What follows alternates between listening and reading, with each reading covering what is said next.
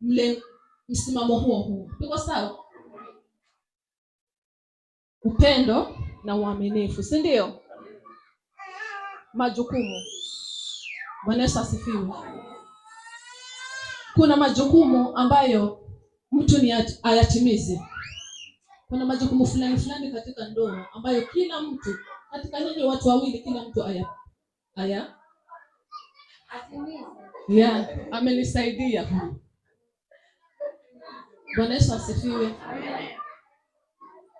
Kama utamuelewa mwenzako, yani ni nyote, nikisema kama utamuelewa, ni wewe mwanamke umuelewe mwenzako, ni wewe mwanamume umuelewe mwenzako. Ukijitenga kwa sala fulani, hapo ushaingiza doa. Na unajua doa ni nini? Ndoa haina mwisho. Na ukifanya jambo lolote lile liwalo lolote lenye kutia ndoa, basi wewe katika Biblia tunakutambua kama wewe ni kifo. Bwana Yesu asifiwe. Kuna vifo hutenganisha watu. Kifo hichi cha kawaida chenye tunakijua. Maana kwenye Biblia inasema waliounganishwa na Mungu mwanadamu asitenganishe. Sasa watu wengi wameweka ile fikra ya kwamba ni kifo tu ndio kitakachotenganisha. Lakini mwanadamu aliyeko katika ndoa akileta mchezo ama akileta hali zozote zenye yule mwingine hazitamridhisha, ama yeye mwenyewe achukue hatua aseme na this is the end, wewe umekuwa kifo. Umeingia katika ndoa yako, umechangia kuua ile ndoa, so wewe utakuwa kifo. Mnanielewa hapo ama naongea Kigiriki? Tuko sawa? Samahani, sije masimama sana baadaye. Usije ukanisahau. Naomba unipe hilo swali lako. Utalisahau. Tuko sawa kufikia hapo? Mimi ndio langu ndio. Naomba unipe.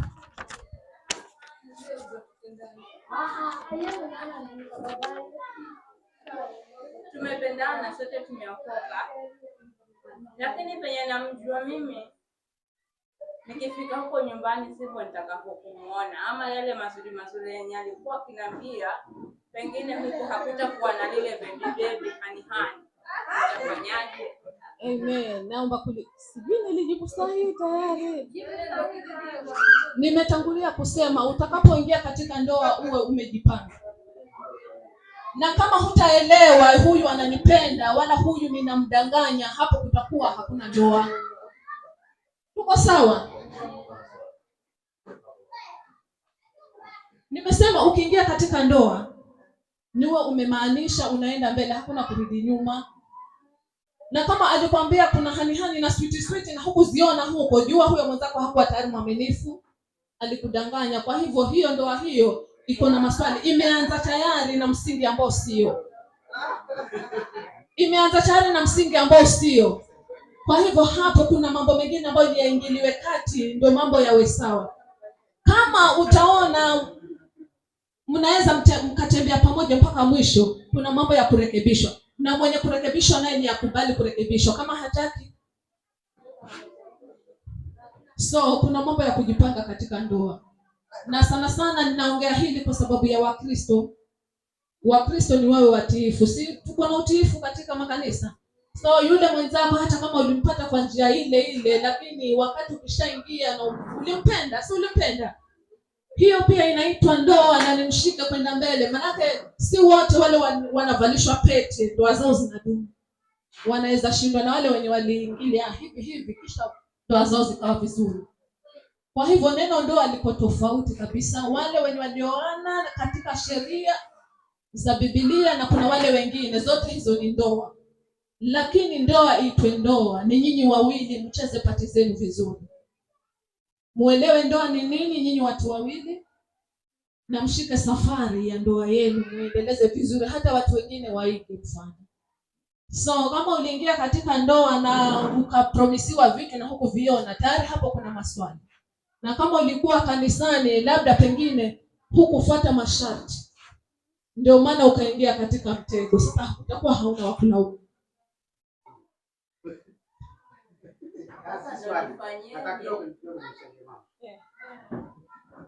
Bwana Yesu asifiwe.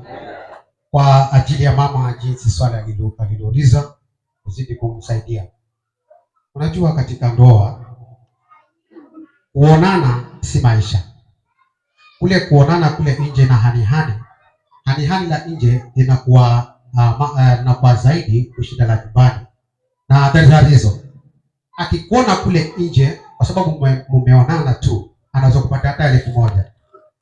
Lakini wakati utakapotoka kule nyumbani kule nje na kukuoa itakuwa ile 1,000 unaweza kwa usipate tena. Kwa sababu gani? Kwa sababu majukumu. Umekuja pale unataka kula, unataka kuoga, unataka kuvaa, pengine kuna mtoto mmoja, wewe unatazamia kwamba kwa sababu alikuwa akikuona kule akupata 1,000, hapa pia upate hiyo 1,000. Ile 1,000 itapungua na itaendelea kupungua kwa hivyo. Hata sasa unaweza kukosa. Kwa sababu gani? Kuna watoto fizi, kuna watoto wanataka fizi, na wewe pia unataka nguo. Inabidi sasa baba ni huyo mmoja.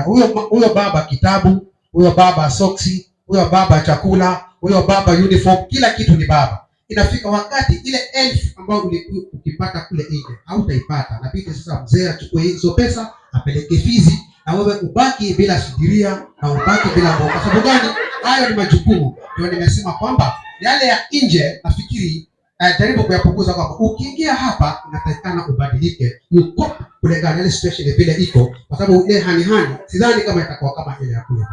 Kwa hivyo ndoa ni kuvumilia. Bwana Yesu asifiwe. Mbarikiwe.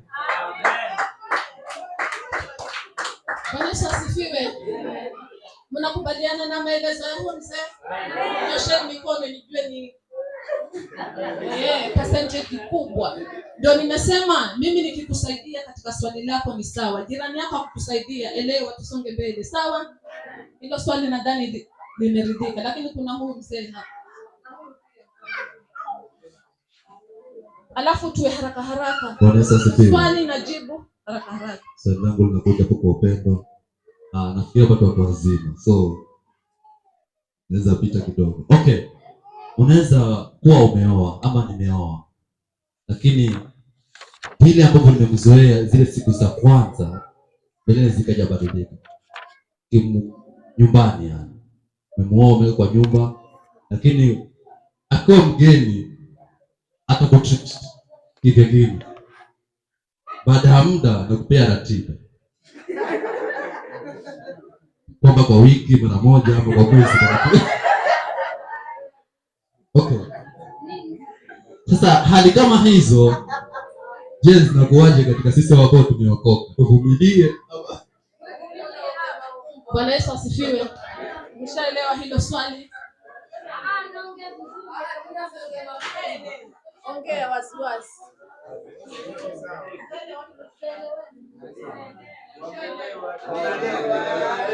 Okay, swali liko hivi. Sawa. Unaweza kuwa mimi nikakosea kukunyima, si hivi? Lakini nimesikia tabia zako, kuna huyu. Sasa ndio mimi siwezi kufanya nini? Nikawa na upendo na wewe. Sasa upendo huo unaisha.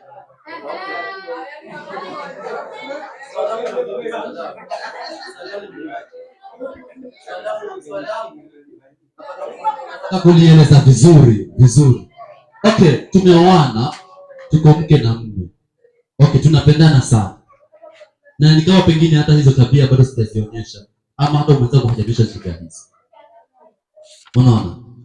Sasa mara ya kwanza ukiwa mgeni kuna vitu hango utanipa. Lakini sasa ukizoea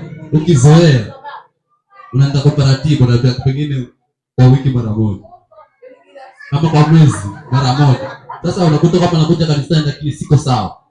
Je, sisi waumini tufanyeje? Mmelielewa hilo swali?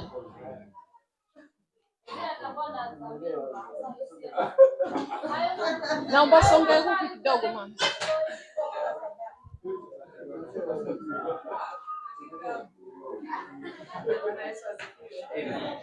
Haleluya. Waolewa na waliooa. Mimi nataka tu nichangie katika hilo swali kwamba wakati mwingine wanandoa wanapooana, hasa upendo, yani ndoa yao ikiwa changa wanakuwa tofauti, lakini inakuja wakati mwingine wanakuja na mabadiliko.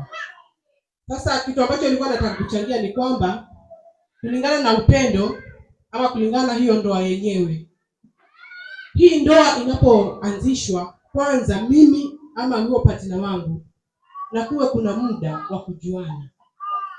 Tukiwa na muda wa kujuana, tayari utakuwa umesoma udhaifu wa huyu na tayari utakuwa ninasoma tabia za huyu. Kwa hivyo tutakuwa tunajuana.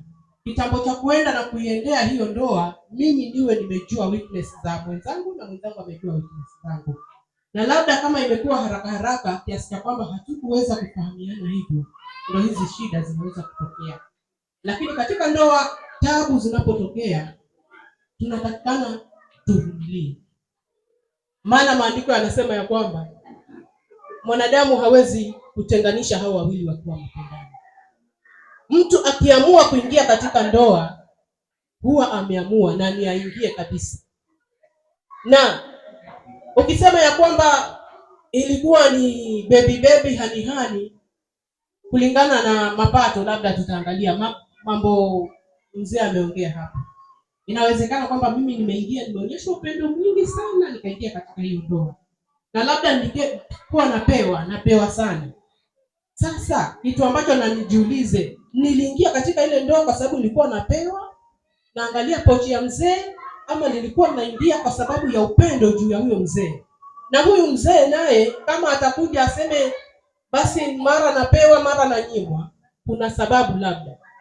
Natakikana uulize mwenzako, kwa sababu maandiko yanasema ya kwamba huu mwili wangu mimi nikishaingia katika ndoa, mwili wangu utakuwa unatawaliwa na baba. Na mwili wa baba kama tumeingia katika ndoa, mimi mama nitakuwa natawala mwili wa baba. Hiyo ni kwamba hisia zangu zinaponipanda, lazima baba anitimizie. Na hisia za baba zikipanda, lazima mimi nimtimizie. Maandiko yanasema hiyo kunyimana, tusinyimane isipokuwa kama tumeelewana. Kwa hivyo labda mimi nitakuwa niko kwa maombi leo, natakikana nimwambie mzee tuingie maombi, nitalala katika maombi. Kwa hivyo sitaweza kutimiza hivi na hivi. Yeye akiweza kunijoin katika hayo maombi ni vizuri zaidi. Asipoweza, lakini tayari nimejieleza, atakapoelewa itakuwa ni vizuri.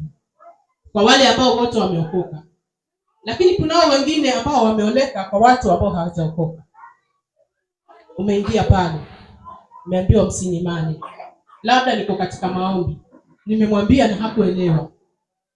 Sisi huko nyumbani tulipofundishwa mambo ya ndoa, tunaambiwa ya kwamba kwa sababu Mungu anajua huyo bwana hajaokoka na ni mume wangu, ama hiyo ndoa ina mtu ambaye hajaokoka, nambeba vile alivyo, kwa sababu mimi nina uwezo wa kumbadilisha yeye aweze kuingia katika kanisa.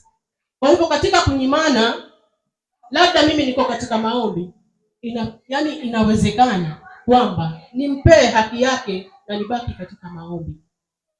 Mafundisho ya huko nyuma yananiambia hivyo, ili kwamba asikasirike na yeye hajapenda vyenye mimi nataka, basi maombi naweza kuendelea nayo, lakini katika hiyo sehemu ya kunyimana nimpe haki yake, maana ni haki yake. Bwana Yesu asifiwe. Akiwa amekubali ni sawa, kama hajakubali mwili wangu ni wake.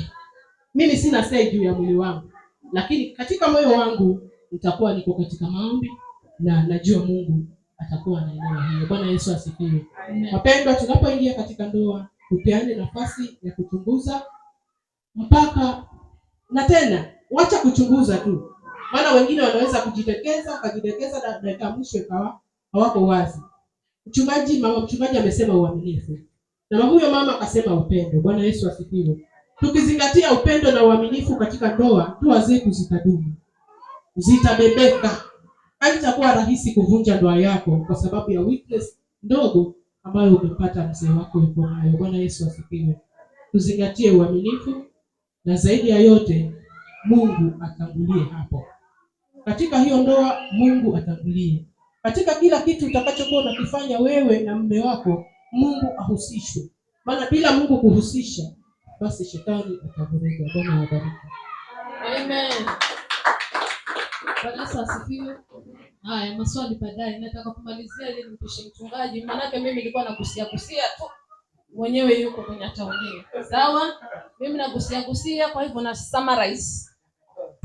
Kuna pointi yangu ya mwisho hapa, naomba niweke wazi kwenu katika swala la ndoa.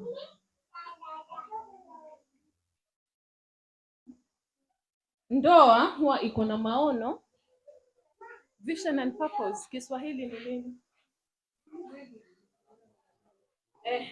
Maono na malengo. Usiingie katika ndoa tu hivi hivi, maana nimependa, alafu ukakosa maono na ukakosa malengo. Unaingia katika ndoa ukiwa na maono na malengo. Unaweza ingia katika ndoa pasipo kujua hayo yote, ukapata shida katika ndoa. Bwana Yesu asifiwe. Kwa hivyo katika ndoa siku hilo sitalifafanua zaidi, labda mchungaji atalifafanua zaidi. Tuingie tukiwa na maono. Maono ni nini katika ndoa, ama malengo ni nini katika ndoa? Naomba mchungaji atafafanua zaidi, alafu tukiwa na la ziada hapo tutaongea hapo baadaye. Kama kuna maswali, mimi naona nimetayarisha kwa kitu kadogo. Mungu awabariki. Kadogo